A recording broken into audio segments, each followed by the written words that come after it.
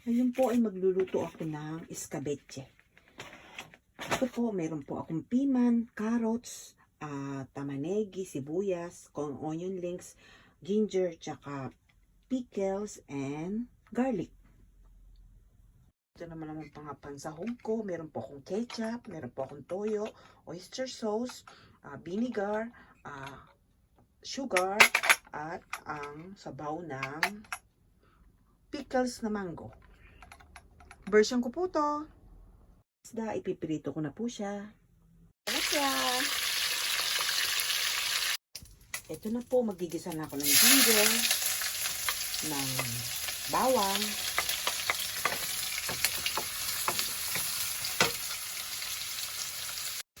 after po niyan ay carrots, dahil medyo matigas ang carrots, lalagay ko na rin po ang pickles.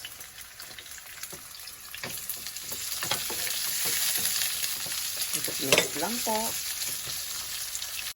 After po ng 2 minutes, okay na po siya. Okay na po to. Ilalagay ko na po ang sibuyas at ang onion links.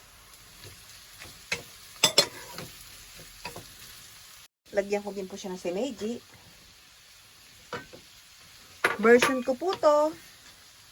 Lagay ko na po ang toyo, ang ketchup, ang oyster sauce,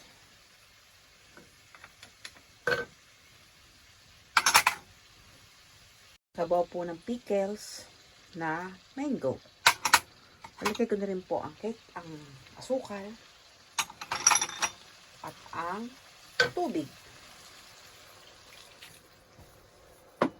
Na po natin ang suka. Huwag pong hahaluin. Pag nilagyan ng suka, ilagay na rin po ang piman.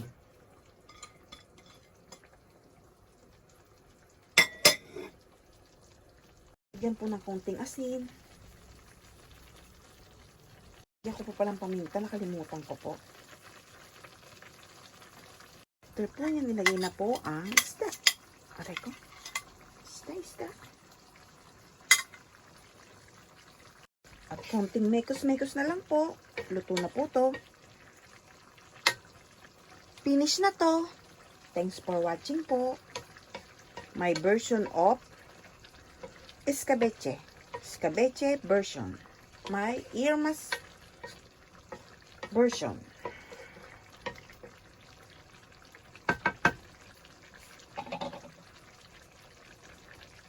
Ay, lagyan ko pa pala ng ng celery.